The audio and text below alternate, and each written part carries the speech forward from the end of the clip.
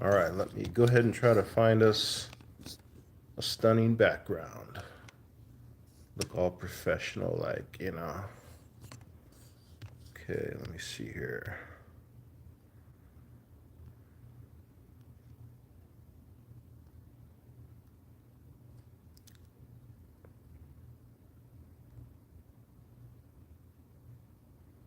Let's try this one.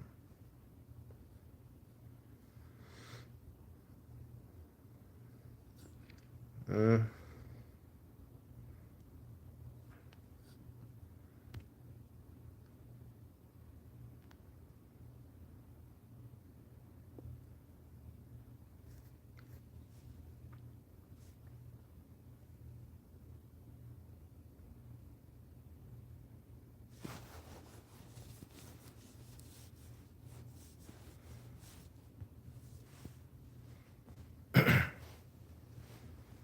Anybody know who that is? I wonder if I would get in trouble for using that one. All right, let me just so I don't get in trouble for some crazy reason. Let me find something else.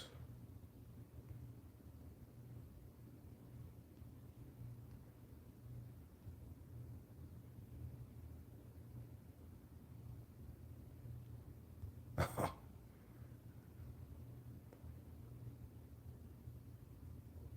think I'll be able to see that.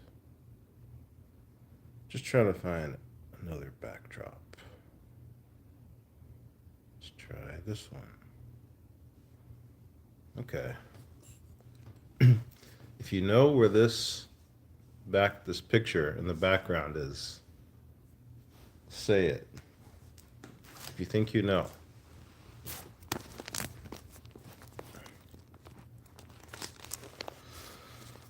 Okay. So we're on Esther. Welcome. We're on Esther chapter 7 and 8 today. So this is a Bible study, and basically I just read from the Bible. Started from the beginning, and now we're up to Esther, and I just read. And at the end, as I'm reading, I take notes. So you do the same, and then when I finish reading, we'll go over what we read. Any questions, comments that we have. Okay, so I'm going to start with a little prayer. Our Father, who art in heaven, hallowed be thy name. Thy kingdom come, thy will be done on earth as it is in heaven. Give us this day our daily bread, and forgive us our trespasses as we forgive those who trespass against us. Lead us not into temptation, but deliver us from evil. If it's your first time here, welcome, or welcome back if it isn't. And we're on Esther chapter 7 and 8. If you haven't subscribed, I'd really appreciate it. And again, I'm going to read. As I read, I take notes. You take notes. And anytime you can ask for, clarification in the comments, or ask a question or make a comment, whatever. And I also want to just pray for anyone who's here right now. If you're having any sort of issues in your life that you're dealing with, there's a saying that a lot of Christians say. They say, "Give it to God." What does that mean? It just means that tell God what's going on in your life, and ask for help. Seek and you will find. Ask, knock and the door will be open. Ask and you shall receive. These are truths, and test it. The Bible tells us to do this for a reason. Okay, so just go ahead and give it a try. Have a little bit of faith. That's what it's all about. You're close to the edge. Okay, thank you. Yeah, dude, and if anyone knows where this background is, just I'm not gonna say it. I want to see if anyone can guess where this is. I can give you hints if you like. You just ask me for a hint. Okay, Esther chapter 7. Let's get started. The heading is The King Executes Haman. Hello, Gracie. And hello, wow. I think I don't think I've seen you before, wow. I don't think I've seen you either, Gracie. Welcome. Where are you guys watching from, by the way? Where are you at right now? All right, so here we go. So the king and hello, Carter. Hello, Carter. Where are you at right now? Where are you guys watching from? And can you guess where this background is behind me? All right, Esther chapter 7. So the king and Haman went to Queen Esther's banquet. And while they were drinking wine that day, the king again asked her, "Tell me what you want, Queen Esther. What is your request? I will give it to you, even if it's half the kingdom."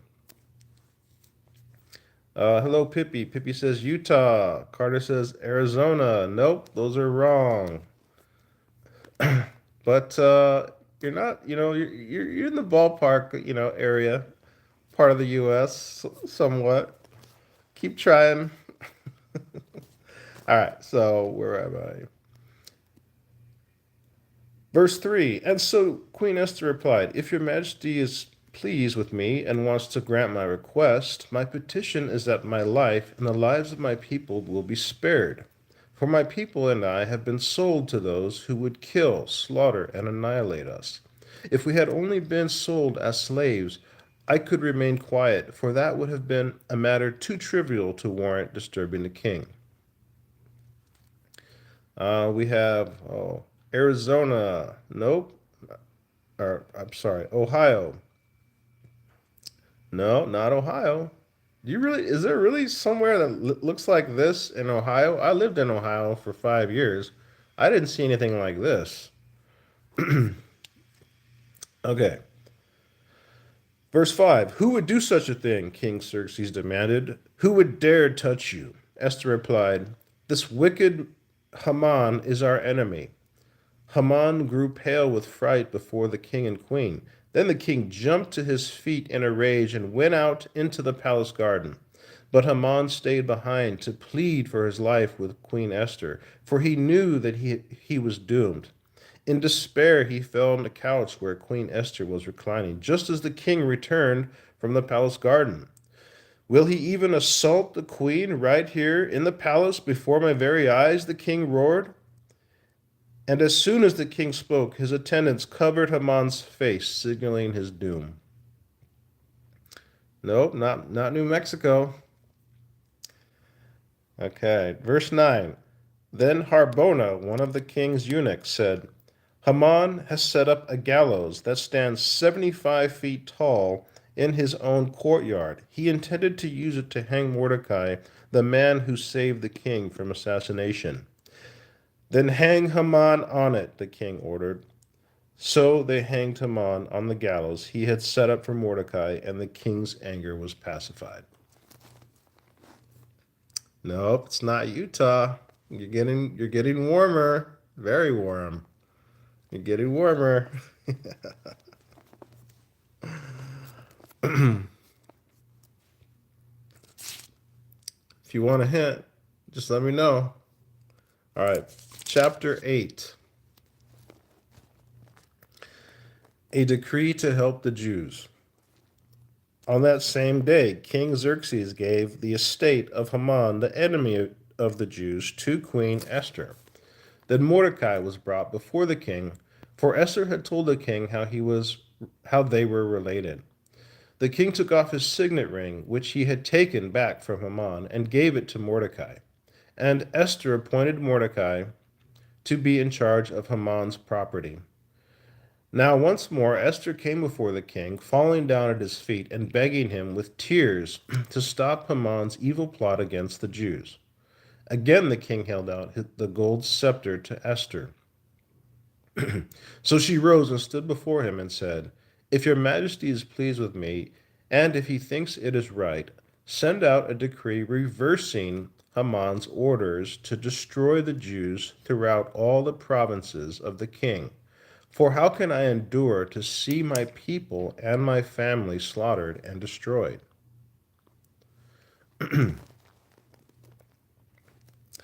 Idaho, it's not Idaho. It's not Nevada. All right. I'm having fun with this. Okay. So, verse 7. Then King Xerxes said to Queen Esther and Mordecai the Jew, I have given Esther the estate of Haman, and he has been hanged on the gallows because he tried to destroy the Jews. Now go ahead and send a message to the Jews in the king's name, telling them whatever you want, and seal it with the king's signet ring. But remember that whatever is written in the king's name and sealed with his ring can never be revoked. So on June 25th, the king's secretaries were summoned.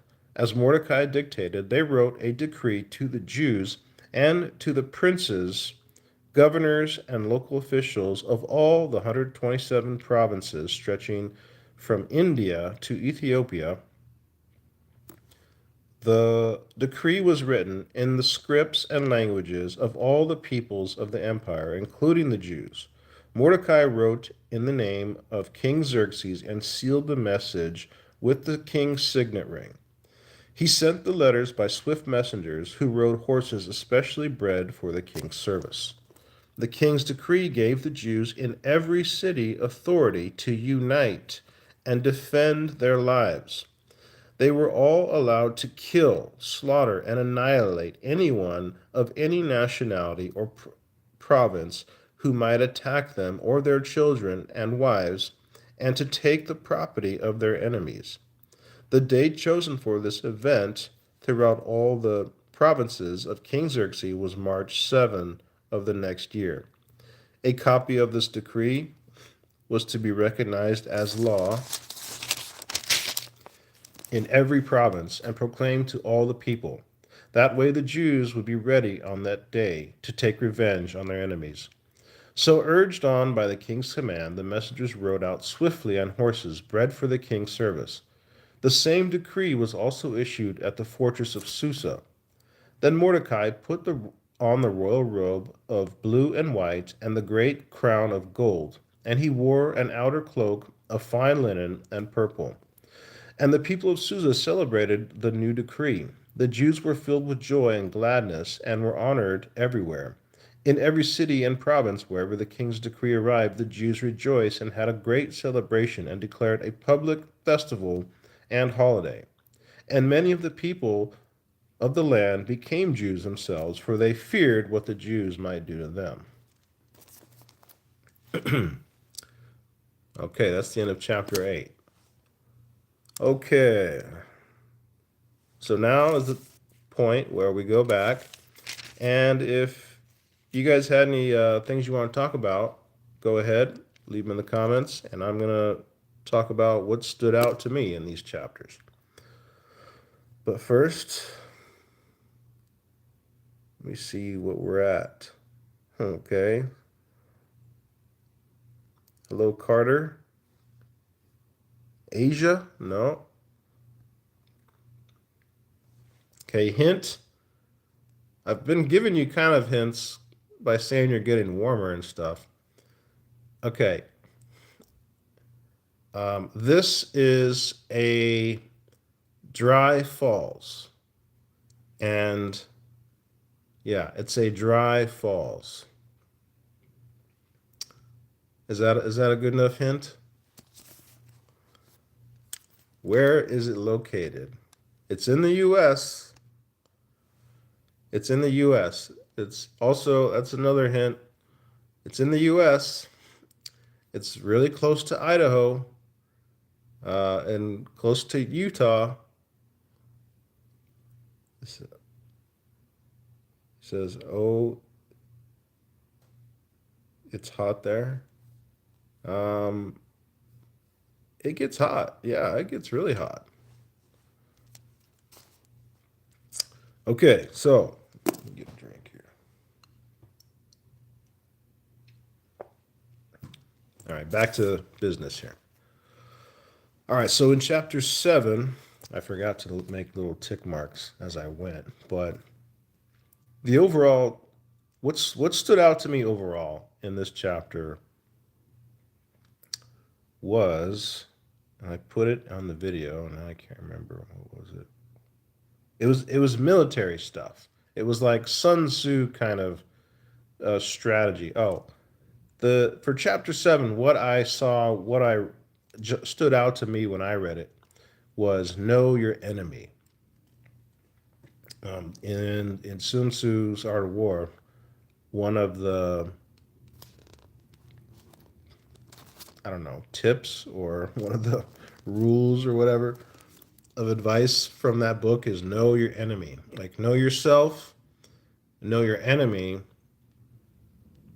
and oh, what was the third? Like know the terrain, know where you're going to be fighting, and you can win 100%, 100 battles out of 100. And so we see here that Haman, he went about making an enemy of the Jews. Oh, bye, Gracie.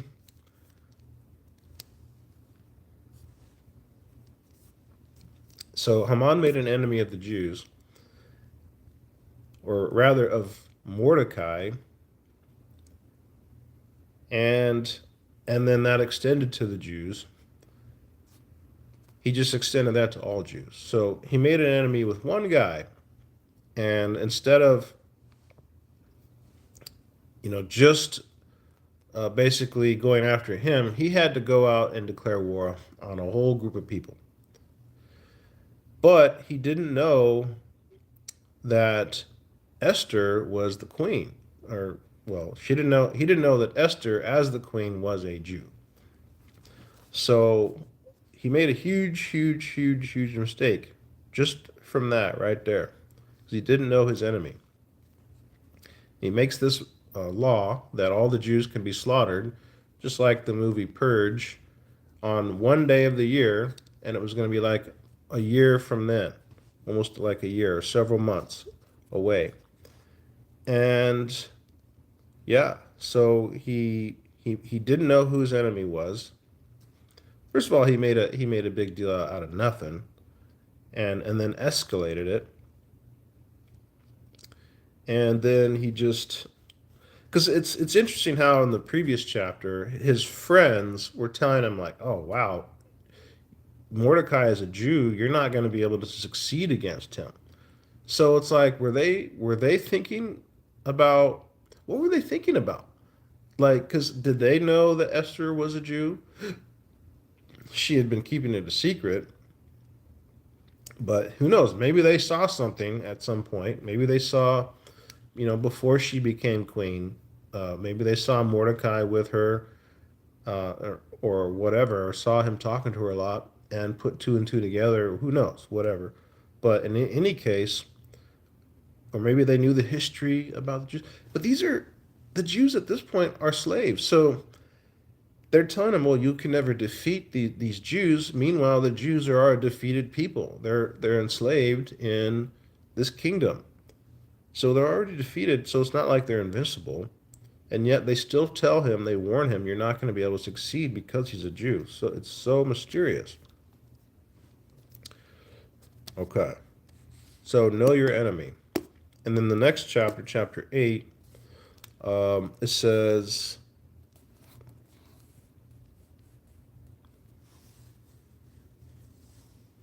yeah, so Esther tries to ask the king to basically reverse the order that was created by Haman, but using the king's signet ring, which is the same as the king's order himself. And the rule back then was that once a decision was made by the king, it couldn't be reversed. For whatever reason, I'm really curious about why. That's like something I'm going to study about when I have a chance. But it reminds me of God on and how when He sets something in place, basically it can't be reversed, but it can be altered. And that's what happens here, essentially with the king then tells Mordecai and Esther, okay, go ahead and create a new law that would counter that previous law in such a way to make it essentially, you know, I don't want to say null and void, but for lack of a better word. And so Mordecai, he basically empowers the Jews to be able to consolidate and defend themselves. And that's another principle of the art of war is you want to consolidate your forces. If you're ever trying to win a battle, you need to consolidate your forces. That's one technique to help you win. Um, yeah, that's about it. In the very end, that was interesting how after this happened, the Jews were so happy and they started to prepare, and literally other people ended up becoming Jews themselves because they were afraid that the Jews might just go after them. So it's pretty interesting. All right, guys, that's all I have for today, and I got a lot of work to do, so I got to get going. But I appreciate you being here. And if there's no other questions or comments, I'm going to go ahead and end this now. And we only have 2 chapters left in Esther, and then we can move on. So exciting stuff. I really enjoy these studies. Appreciate it. By the way, if you don't know who I am, my name is Brian. I'm a filmmaker here in Florida. I'm Christian, and my goal, my mission in life, my calling is to put Bible stories on film. And I really love studying the Bible. That's why I'm doing this, and I'm trying to get this channel going and help it to be a platform uh, to put my work and showcase that and advertise it. And yeah, so I appreciate you watching, and hey, tell your friends about it, and subscribe if you haven't already.